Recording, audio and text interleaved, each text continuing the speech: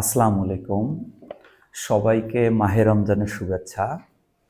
আমাদের মাঝে রমজান এসে গেছে এবং রমজানের ২ টো রমজান আমাদের পার হয়ে গেল। আমরা সত্যি অনেক বেশি দুঃখিত যে আমরা রমজান সম্পর্কে বা রমজান বিষয়ে কিছুই বলতে পারিনি।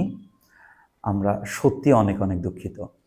তো এই রমজান আমাদের জন্য ফরজ।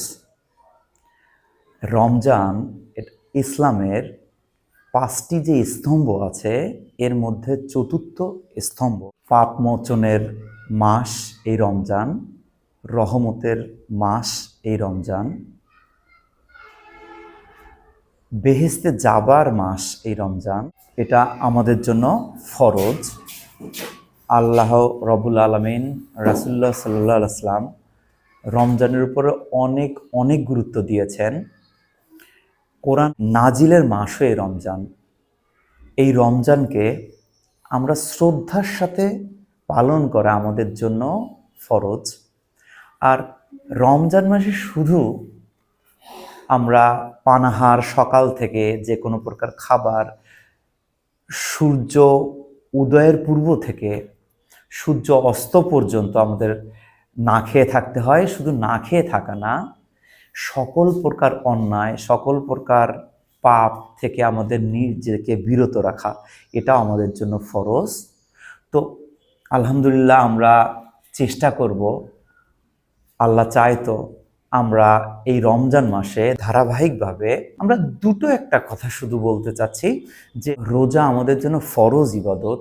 এটার ইংরেজি যদি আমরা বলতে চাই, during the month of Ramadan fasting is obligatory or fasting is compulsory for us.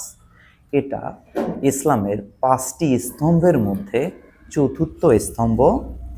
It is the 4th pillar out of 5 pillars of Islam. আল্লাহ রাব্বুল আলামিন বলেছেন, রোজা তোমাদের উপর ফরজ করে দেয়া হয়েছে যেমন করে ফরজ করে দেয়া হয়েছিল পূর্ববর্তী উম্মতের উপর, যাতে তোমরা মুত্তাকি হতে পারো। সূরা বাকারা আয়াত নাম্বার 183।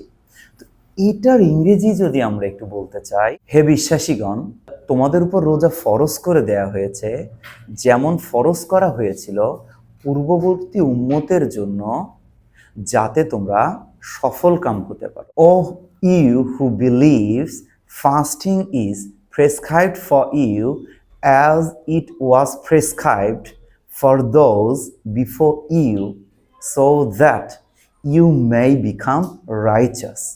সূরা বাকারা আয়াত 183।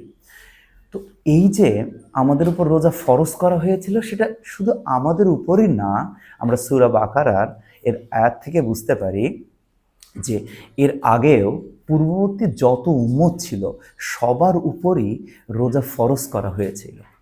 কেন ফরজ করা হয়েছে? এটা আমাদের জন্য, এটা আমাদের কল্যাণের জন্য, আমাদের স্বার্থের কারণে, যাতে করে আমরা সফল হতে পারি, যাতে করে আমরা মুত্তাকি হতে পারি, যাতে করে আমরা পরহেজগার হতে পারি।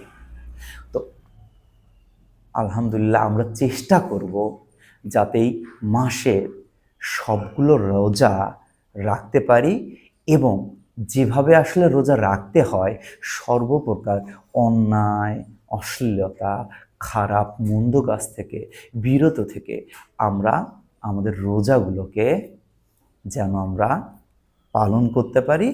আল্লাহ আমাদের সকলকে রোজা রাখার তৌফিক দিন। May Allah grants the ability to fast and accept the fast. সবাই ভালো থাকবেন। আসসালামু আলাইকুম।